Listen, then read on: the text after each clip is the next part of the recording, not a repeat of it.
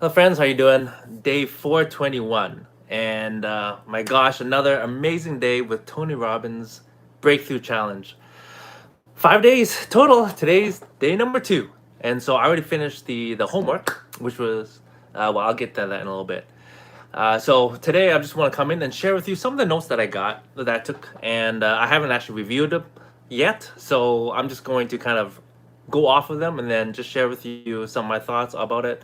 But again, so much amazing, powerful content. So today, really, his whole premise is really about what is the fundamental principle that controls our behavior. And he says that it starts off with our beliefs. All right. And so when you think about when you're learning, right, he also talked about we retain about 10% when we listen to something. When we're listening and taking notes, right, you know you have some kinesthetic, right? You now retain 50-60%. But if you listen, you take notes, and you get your body moving, physical, right? Then you actually retain up to 90%. So that's amazing. That's so huge, right? And yesterday he talked about being in the peak state, right? So that requires you to get moving and having your body, uh, what's the word? In it. I can't think of the word. Anyways, he talks about beliefs. Okay, so the power of beliefs. So beliefs, they can create, and beliefs can destroy. So what are you choosing? And that is a key thing. We all have the power to actually choose what beliefs that we actually believe, right? And so, are your beliefs creating the life that you want, or are your beliefs destroying the life that you have right now? Okay, and so just something for you to think about. But how do you change a belief? Right? Very simple. You question it. Right? Just keep questioning it and go deeper and deeper and deeper. And the deeper you do, when you start to question your belief, then what happens is it creates doubt. Okay, it makes you uncertain, and when you're uncertain, you do nothing. Right? And so that's why it's so important to actually get in the right state so that you can create the right story, so that you can create the right strategy. Right? And those are the things that he talked about yesterday. And so, what values, what you value is a belief as well, right? So, and when you think about what you value, it actually, it guides a lot of our decisions. So it shapes our life, right? Do you value security or adventure, right? Or do you value love and impact, right? Whatever your beliefs and your values are, it's going to control what you actually do. Okay, so I would encourage you to question your own beliefs and your own values. Keep questioning them. Keep questioning them, right? Because the more you do as well, the more solid you are whenever you have a conversation with somebody, right? It's called critical thinking as well, people. You're not just accepting what is being fed to you. And we are fed a bunch of crap as well as some good stuff. But unfortunately, we live in a day where, an age, sorry, where we are just bombarded with information, right? And Tony talks about we're no longer the information age, we're in the attention age, meaning social media and all these things are trying to get our attention, right? There's too much information. And so we don't know how to actually break it down because we've never been taught it, right? And so, what's most important is critical thinking and wisdom. What is wisdom? Wisdom is unpacking all the information that you're getting and taking what actually is good and solid and truth. Okay, so let's see here. So, how often does someone change behavior? Right? How often do you change your behavior and go back to old habits? Right? And so to be able to, like seriously, so many people, they want to lose weight and they have this diet plan, this exercise plan, which is great, but then how many times do you see them gain the pounds again, right? Or lose the muscle over time, right? And so Tony teaches how to create lasting change. You need to understand identity, okay? And that your identity is the strongest force in the human personality. And what we do as human beings, okay? We have a need to stay consistent in how we define ourselves. Okay, so who you believe you are versus who you actually are may be two completely different things. Okay, and so right? So as an example, there's a difference between I'm a procrastinator and I procrastinated, right? Um, I am, well, anyways, um, one is an identity.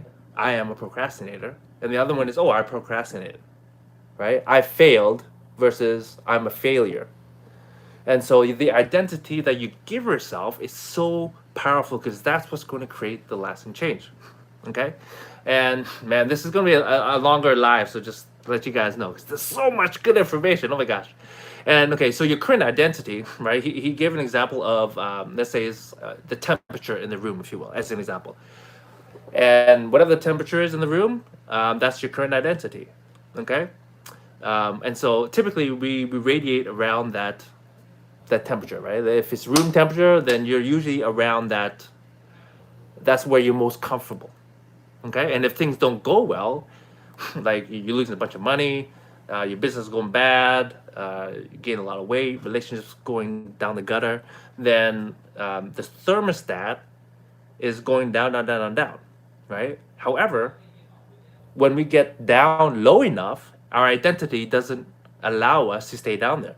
So we fight to get back up to where we're comfortable, which is, let's say, room temperature. Okay? So, same thing. If you're killing it in business, killing it in whatever, if your identity says that you're not supposed to be killing it, at some point you're going to come back down. Right? You're not going to try as hard anymore. Right? This is the majority of people. It's because they don't understand the power of identity and why and how to actually overcome that. Okay? And so, the thing with identity, right? It's typically it was formed quite a while ago through your experiences, through your beliefs, through your values, so forth. And really, what it needs is an update. Okay, and if you haven't updated, it's probably because you didn't know you could, or sometimes we might need an experience to kind of jolt us out of that. Okay, so for example, ex-smokers, right? So they used to smoke on a regular basis, but now those who don't anymore, it's because they've taken on a new identity, right? And I covered this example actually a few weeks ago from Atomic Habits, right? I talked about identity, and so a smoker, an ex-smoker, is because they changed their identity instead of I don't want to smoke, or I'm trying to quit smoking, versus I'm not a smoker, right? Your identity, I'm not a smoker, is what's going to allow you to create lasting change. Okay? And so, oh man, so many good stuff here. Let's see here. Okay, so he talked about, it doesn't matter what others tell you, that determines your identity. You get to choose. However, if it's not getting what you want in life, then you need to expand your identity. Okay? Because just because you're given certain information, right, it doesn't mean that you have to accept it. Again, it goes down to your beliefs, right? Why do you choose to believe what you believe? If someone said, "Oh, you're worthless. No one would ever want to be with you." Do you choose to believe that? You have a choice, my friends. You always have a choice. And my friend, if it doesn't serve you, please do not accept somebody else's diagnosis of you, right? And so, Tony also used the example of Lance Armstrong when he was diagnosed with cancer, right? Lance decided to, he's a, polarizing figure because of the doping scandal. But anyways, he talked about Lance didn't accept it. They said, "Oh, you only have a few months left. So, you should get your affairs in order, go home, whatever." He said, "No, I'm going to fight this," right? And with that new identity, he's a fighter, right? He's an overcomer, right? He was able to, win the yellow jacket? What's it called? Anyways, the race, the biking race. Oh man, my mind is getting blank right now. Okay, and so, so again, you get to choose what you want to believe. Okay, again, you choose, my friends. Whatever anybody else says or thinks, you choose if you want to believe them or not. Okay, and just think about it. Like, is there a difference between someone who's being clinically depressed versus someone who's feeling depressed, right? If you're diagnosed with being depressed, guess what? That's an identity that you chose to accept and take on as yourself. Okay? Or if you chose not to take that on as an identity, that belief, then you may feel depressed. But it doesn't mean that you're always depressed, right? That's basically what clinically depressed is. Okay? And so again, your identity, it can either be a prison or a heaven. You get to choose, my friends. Again, a lot of people, they don't like this because it's about taking responsibility of your life. And if your life is not where you want to be, then, it sucks to look in the mirror, doesn't it? However, that's where it all starts if you want to create a better life. And you know what? You all deserve an amazing life. Come on. Life is a freaking gift, people, right? But you have to choose. And it helps to start learning things that will empower you and to help you make those necessary changes. Okay? And so, oh man, so much. I wrote down here, we develop our identity by judging what we do. And the identity we give others also affects that person and how you may interact with them, right? If you think they're an amazing person and they act out in a certain way, you might think, oh, they're just having an off day, right? And so again, how, it's the identity that we give others as well as we give ourselves, right? And your relationships are controlled by your identity. It's not by the relationship itself, if you think about that, right? And again, so he really hammered this subject, this topic, because again, there's no more powerful force than identity. Because again, it starts, with your belief, right? And just think about that. He talked about, that's why yesterday he talked about how if you want to create change, you got to start with the right state, right? The peak state. Because if you're in your peak state, your positive state, guess what? You think about positive traits about yourself. You think more positive about yourself. If you're in a low, oh, I'm tired, I'm hungry, I'm bored, right? That's low energy, low vibration, low state, right? Guess what? You're going to start focusing more on your negative qualities. And that doesn't serve you, my friends, right? So get yourself in the peak state. Move your body, woo, woo, woo. Dance, woo, move that body. Okay, I'll stop. Because again, right, get in peak state, change your story, you get to change your life. But you gotta start with your state, okay? When you start with the right state, again, you're able to create a better identity, okay? And then, so let's see. Oh yeah, okay. He talked about how can you expand your identity. He suggests, he recommends doing incantations, okay? And what are incantations?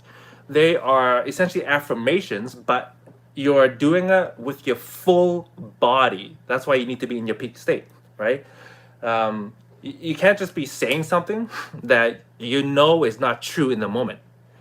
For example, I'm a powerful and strong person, right? I can bench press 200 pounds and you can't, right? You're lying, right? But if you say it with all your might, guess what? You will get to that place, okay? But you have to say it and say it strong and put your whole body in and just jolt yourself, really, right? Again, it's all about state. And when you do that, it's called incantation instead of an affirmation, okay? And again, it's the power of the mind. Your mind is freaking powerful, and you got to learn how to control it, okay? Because affirmations without discipline, he says, is the beginning of delusion. Okay, and so incantations, use the body, it's all about the words, and it's all about connecting with the brain, okay? Essentially, you're hypnotizing yourself to become the identity that you want, right? So whatever identity you want, right, start doing incantations. I'm a leader, I'm a man, I'm a great father, I'm a great friend, I'm a powerful individual, right? I'm an impact player, I'm an A player, right? Whatever you want, right? I'm loved, I'm worthy, I'm amazing, I'm unique, I'm special, whatever you want, right? Say it, but with your whole body, basically, okay? And then you're conditioning yourself when you're doing that, right? You're commanding yourself to be the identity that you want instead of hoping. And that's why a lot of people don't see changes. They may try stuff, but they're just hoping that it'll work. versus, again, peak state, create, it allows you to create change. Okay? And that's why, you know, the most powerful way to really learn something is through experiential, right? And that's why there's a lot of opportunities out there that you can take to actually have some growth, right? I shared with one of my Storytime Sundays that, you know, when I went to Ottawa when I was grade 12, I had an experience that completely changed my personality. Let's see. Okay, so let's see what else to share. Man, there's gonna be so much good stuff. Like, seriously. Okay, so I'm gonna touch on the next ones. Okay, so he says 5 to thrive. Okay, so 5 things to be able to thrive. Number 1, your state. Okay, and so it's your pattern of your physiology. Okay, again, that's your body. You gotta be moving, get into peak state, right? You gotta train yourself to snap out of a funk just like that. How you can do that? Change your body, move, get excited, right? Because when you're excited, it's a different energy, different vibration, different frequency. How do you feel when you're like, I'm bored, la-di-da, la-di-da, right? Me just saying that, you can already feel a different vibration. But when I'm like excited, I'm like, oh my gosh, people, come on now, right? Just changing like everything, like facial expression, right? And you can do the same thing. Even if you don't feel like it, just change. Get up, jump up, jump up, jump up, jump up, right? And you will feel different, which allows you to change how you are in the moment, just like that, okay? Second step of 5 to thrive, or second thing, focus, right? Let's see here. Nowadays, we have so many distractions, okay? And where you focus is where you give power, okay? And that your focus equals feeling is what he said, okay? So if you control your focus, which you can train, right? It allows you to have the right emotions, okay? So the question is, you know, do you focus on what you can or what you can't do? Do you focus on what you can control or what you can't control? Like, how many people, especially during the pandemic, right, they focus so much on things they have no way of changing. They complain, they whine, and I'm like, why are you focusing on that? Like, it doesn't help you. It doesn't help anybody. But that's what they choose to. And then they wonder why they feel angry, depressed, not in a good state, right? Again, what you choose will determine how you feel. Whether you're depressed, or overwhelmed, or if you're happy, joyful, grateful, right? You have the choice, my friends. Okay, number 3, under 5 to thrive, language, meaning, okay? Your meaning gives you emotion, and emotion equals life, okay? And so another pattern that shapes us is our language, okay? Words create feeling, and how we describe ourselves affect our identity, okay? So what are you saying? Are you saying to yourself, I am worthy, I am loved? Or are you saying, I am not worthy, I am a loser, I don't deserve happiness, I don't deserve a great partner, right? So watch the words that you're telling yourself, okay? Because they have so much meaning. Words are so powerful, people. So powerful. So if you want to change how you feel, first thing, start with your physiology. And then your focus, and then your language. Okay? After the first 3, 2 more. Again, 5 to thrive. Number 4, you need to create a compelling future. Okay? It's a reason to use your skills. Okay? And so essentially, it's something you're looking forward to. It's your purpose, okay? Your vision, okay? And you have to use faith, okay? And that's a challenge for a lot of people. But you need to have a compelling future so that you're willing to actually live life. Everything in life, there's risk, right? Don't use the example of driving on the road. Like, hello, a freaking... it's just a painted yellow line that separates 2 cars going in completely opposite directions. Going, you know, that's a major crash if somebody goes over the line. But again, everything has risk, right? You take the vaccine, there's a risk. You don't take the vaccine, there's a risk as well, right? But you can't, but not can't. But you have a choice to focus on the risk, or you can focus on living a life, right? What future do you want to create? Okay. You can also hole up in your home, have no risk, but then you won't feel alive. Okay. And then number 5, on 5 to 5, your identity shapes your choices.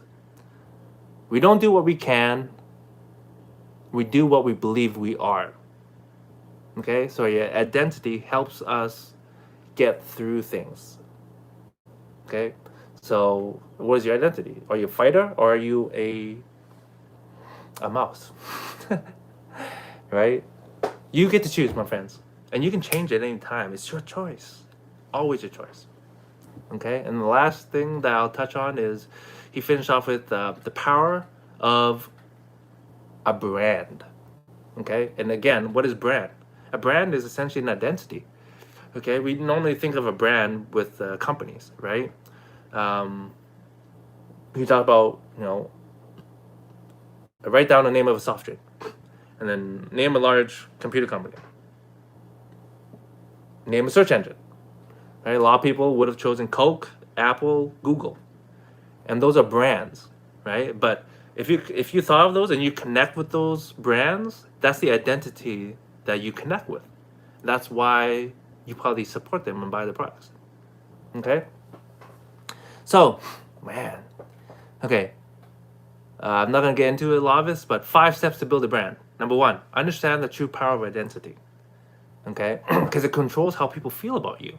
And so, what is your brand? And if you're watching this and you know me, shoot in the comments. What's my brand? How do you feel about me? And number 2, identify and articulate your competitive advantage. Meaning, okay, whatever you do for work or your business is, what separates you from everyone else? And if you can't articulate that, then that's something you have to work on to build your brand. Okay. Number 3, practice communicating congruently. So again, if you want to be good at anything, you need to practice. So practice sharing what your competitive advantage is, right? Like for my company with Casino Royale, right? I tell people, well, why are you more expensive than the other companies? I'm like, well, our dealers, we care. We care that you actually have a great time, and we care by wanting to actually get to know you and your guests and having a genuine conversation. Versus a lot of the other companies, they just hire, professional dealers who they're just there for a job, right? And just for the money. Not all of them, obviously, but majority, that's what they are. Why? Because they've been conditioned that way, because that's a culture, if you will, in the casino, right? Obviously, there's some great dealers as well, and I try to snatch them, but that's what separates us. Okay. Number 4, live it. Okay, you can't just tell people that you believe something, but then you're a hypocrite, right? You gotta walk the talk, basically. Okay. You can build your brand, but you gotta live it as well. Otherwise, there's no trust. Okay, number 5, market it. Okay, you gotta put it out there. Okay, and here's the thing: people will remember an experience more than a belief.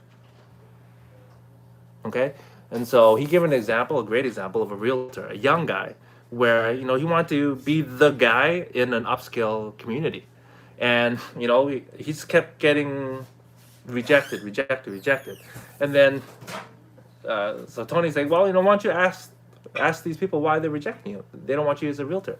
And then so he did, and then said, well, you know what? It's because you're young. He was like 18, 19 at the time.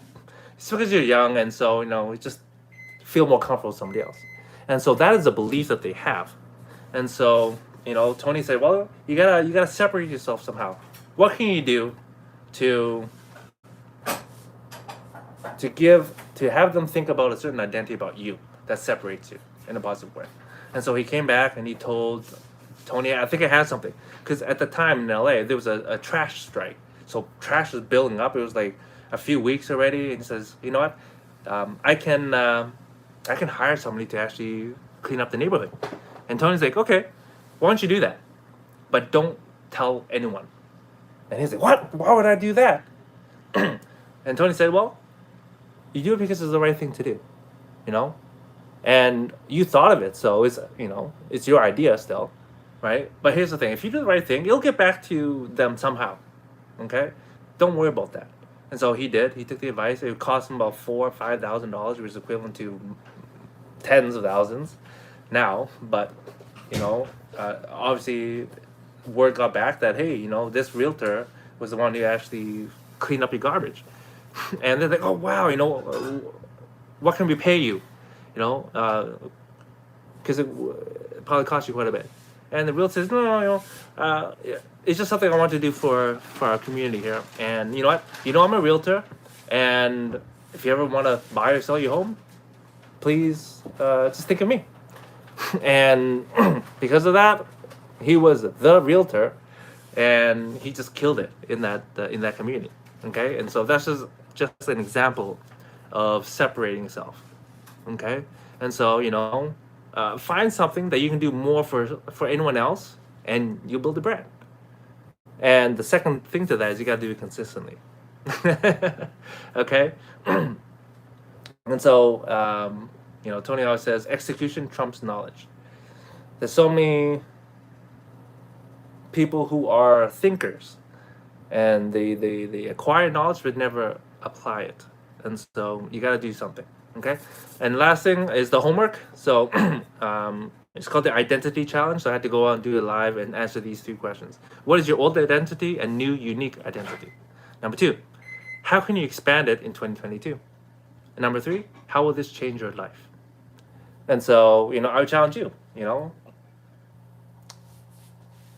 to answer those questions.